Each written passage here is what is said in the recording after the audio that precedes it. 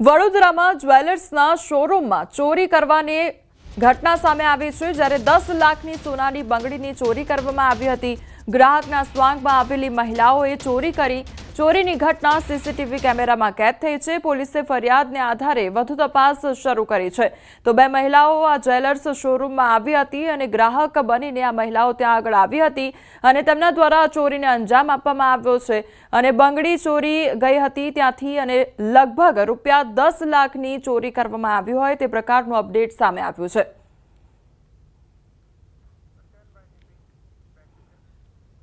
गिरनार पर्वत पर गुरु गोरक्षनाथनी मूर्ति तोड़वा मामले लोक साहित्यकार राजबा गढ़वीए निवेदन आप्युं छे। તેમણે કહ્યું છે કે જો કોઈ આ માટે જવાબદાર હોય તેની સામે કાયદેસર કાર્યવાહી થવી જોઈએ। સનાતન ધર્મની વાતો કરવાવાળા કેમ મૌન છે તે સવાલમાં કહ્યું તો ચોરી કરવા આવે તેની સામે પગલાં લેવાય એમાં શું બોલવું અને અન્ય ધર્મના લોકો આમાં હોય તો તોડી નાખવા જોઈએ તેવું પણ કહ્યું।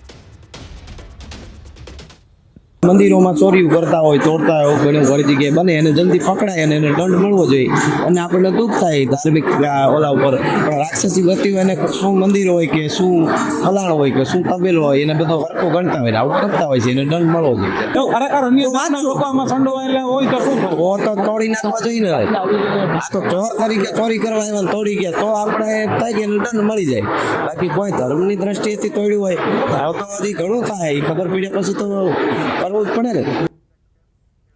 વડોદરામાં તંત્રની બેદરકારીના કારણે દંપતી ખાડામાં પડ્યું। રાવપુરા કોઠી 4 રસ્તા પર આ ઘટના બની। રોડ પર પટકાતા મહિલાને માથામાં ઈજા પહોંચી હતી તો મહિલાને સારવાર માટે હોસ્પિટલમાં ખસેડવામાં આવી। તંત્રએ માત્ર બેરિકેડિંગ કરીને સંતોષ માન્યો હતો। છેલ્લા ઘણા સમયથી રોડ પર ખાડો હોવાનો દાવો કરવામાં આવી રહ્યો છે। જો કોઈ દુર્ઘટના સર્જાય તો જવાબદાર કોણ તેને લઈને અનેક સવાલો ઉઠ્યા છે। વચ્ચે કોઠી 4 રસ્તા આગળ લોખંડની એંગલ મેલી છે અને આ ખાડા પૂરતા નહીં। આ કોર્પોરેશન વાળા કેટલા દિવસથી આ કોરાટ નીકળી ગયો, વરસાદ જતો તો ખાડા પૂરતા નહીં અને આ એક્સિડન્ટ થાય તો જવાબદાર કોણ? શું થયું? આ મારી વાઈફને માથામાં વાગ્યું છે। જો લોખંડની એંગલ આ કોઠી 4 રસ્તા ખાડાને લીધે પડી ગયા અમે। ખાડો હતો ને તે બાજુવાળા સ્કૂટર દબાયું ને ગબડી પડ્યા અમે ખાડા લીધે। કઈ જગ્યા પર કોઠી 4 રસ્તા તંત્રને શું કહેવાનું? એક તરફ વડોદરા મહાનગરપાલિકાના મ્યુનિસિપલ કમિશનર અરુણ મહેશ બાબુ જે છે તે અધિકારીઓને સૂચના આપી રહ્યા છે કે ચોમાસું જતું રહ્યું છે, હવે આળસ ખંખેરો અને શહેરમાં જ્યાં ખાડા પડ્યા છે એ ખાડાનું પુરાણ કરો।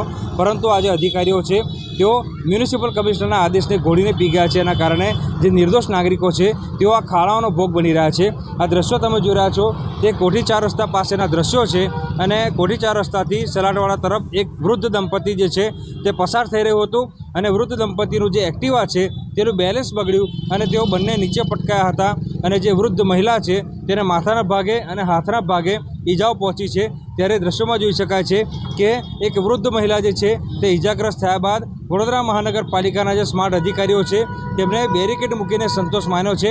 ઘટનાને લાંબો સમય વીતી ગયો પરંતુ હજી સુધી આ જે ખાડો છે તેનું સમારકામ થયું નથી। એટલે ચોક્કસથી વડોદરા મહાનગરપાલિકાના જે સરકારી બાબુઓ છે તેમની કાર્યપદ્ધતિ સામે સવાલ ઊભો થાય। ઉલ્લેખનીય બાબત છે કે મ્યુનિસિપલ કમિશનરે કડકમાં કડક સૂચના આપી છે કે કોઈપણ ભોગે તમામ ખાડાનું સમારકામ કરો, પરંતુ અધિકારીઓ જે છે તે મ્યુનિસિપલ કમિશનરની વાત સાંભળવા માટે તૈયાર નથી અને પોતાની મનમાની ચલાવી રહ્યા છે। એના કારણે જે નિર્દોષ વાહન ચાલકો છે તેઓ અકસ્માતનો ભોગ જે છે તે બની રહ્યા છે અને વાહન ચાલકો જે છે તે આ ખાડાઓના કારણે ઈજાગ્રસ્ત થઈ રહ્યા છે। હાર્દિક દીક્ષિત, ન્યૂઝ 18 ગુજરાતી, વડોદરા।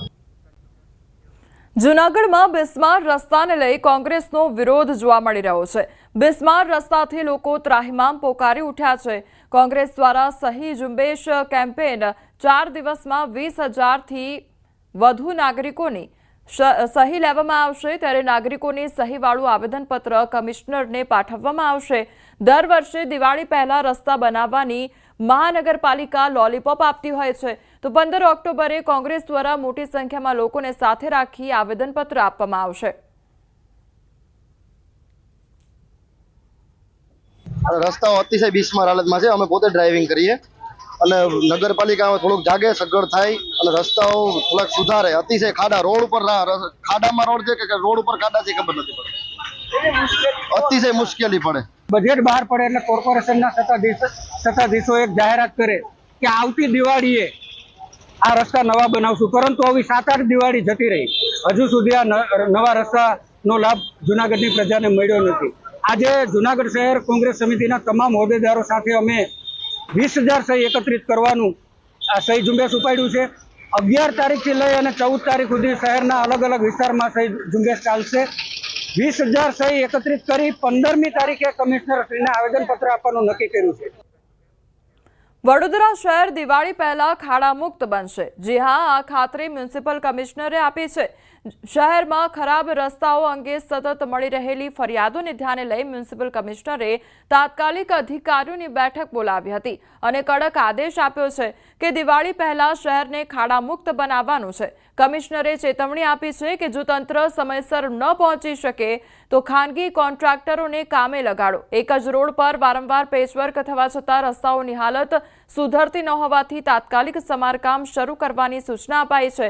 નોંધનીય છે કે ચોમાસા દરમિયાન 5 કરોડના ખર્ચે 6,000 ખાડા પૂરાયા હોવા છતાં અનેક વિસ્તારોમાં, ખાસ કરીને અકોટા વિસ્તારમાં ખાડારાજ યથાવત હોવાથી તંત્રની કામગીરી પર સવાલો ઊભા થયા છે. તેથી હવે તંત્ર ફરી એક્શન મોડમાં આવ્યું છે. સિટીની અંદર ખાડાઓ છે, પેચવર્ક્સ છે અને રીસર્ફેસિંગનું કામગીરી કરવાનું છે. એમાં તમામ zonal engineers, road project department આ બધાને અમે તાત્કાલિક ધોરણે બોલાવવાનું કીધું છે કે જે ક્વોન્ટમ ઓફ વર્ક જે ચાલી રહ્યા છે એને 5 ગુણા વધારે કરવા માટે કીધું છે. અમુક વખતે, નોટ એવરી ટાઈમ, આપણે એન્જિનિયર્સ સ્થળ ઉપર નથી રહેતા, પણ એને રહેવા માટે કીધું છે, જેથી કરીને ક્વોલિટી ઓફ વર્ક સારી રીતે થાય. અને તમામ ઝોનલ એન્જિનિયર્સે ખાતરી આપી છે કે આવનારા દિવસોમાં દિનરાત આ કામ, રોડ રીસર્ફેસિંગનું કામ દિવાળી પહેલા પૂરું કરવાનું અને ખાડાઓ જે પુરાવાનું કામગીરી છે, પોટહોલ્સની પૂરું કરવાનું છે, જેટ કલ્ચર મશીનનું યુઝ કરવાનું છે, આના ઉપર ભાર મૂકવાનું કીધું છે. અમદાવાદ શહેરમાં ટ્રાફિકની સમસ્યાને લઈ મહાનગરપાલિકા દ્વારા નવી પહેલ શરૂ કરવામાં આવી છે. સ્ટાર્ટઅપને પ્રોત્સાહન આપવા માટે મહાનગરપાલિકાની સ્ટેન્ડિંગ કમિટીએ નિર્ણય કર્યો છે. શહેરના 5 અલગ અલગ સ્થળો પર સ્માર્ટ પાર્કિંગની વ્યવસ્થા ઊભી કરવામાં આવશે. સિંધુ ભવનમાં પ્રાયોગિક ધોરણે પાયલોટ પ્રોજેક્ટ સ્માર્ટ પાર્કિંગનો કર્યો હતો, જેની સફળતા બાદ શહેરના અન્ય 5 જાહેર માર્ગો પર સ્માર્ટ પાર્કિંગ વ્યવસ્થા ઊભી કરવામાં આવશે. એપ્લિકેશનના માધ્યમથી કાર ચાલક કઈ જગ્યાએ પાર્કિંગ ખાલી છે તે પણ શોધી શકશે અને કાર પાર્કિંગ કરી શકશે. તેમજ પાર્કિંગ ચાર્જ પણ QR કોડના માધ્યમથી પે કરી શકાશે. સ્માર્ટ પાર્કિંગ એક પ્રકારનું સ્ટાર્ટઅપ છે અને એને આધારે વાહન ચાલકો પોતાની ક્યાં જગ્યા ખાલી છે, સ્ટાર્ટઅપ પર આપણે વાત કરીએ, સ્માર્ટ પાર્કિંગ ઉપર પોતાનું વ્હીકલ કરે અને ઓટોમેટિક સ્કેન કરતાં લગભગ 3 મિનિટની અંદર આપણે વાત કરીએ કે ગાડી ત્યાં આગળ પાર્ક થઈ જતી હોય છે અને કઈ જગ્યાએ લોકેશન ખાલી છે એ સ્કેન કરવાથી એને લોકેશન પણ મળી શકે. એ રીતે અત્યારે હાલમાં 5 જગ્યાએ મહાનગરની અંદર સ્માર્ટ પાર્કિંગનો વિચાર કરવામાં આવ્યો છે. આગામી દિવાળીના પર્વને લઈને ઝાલોદ પોલીસ દ્વારા વેપારીઓ સાથે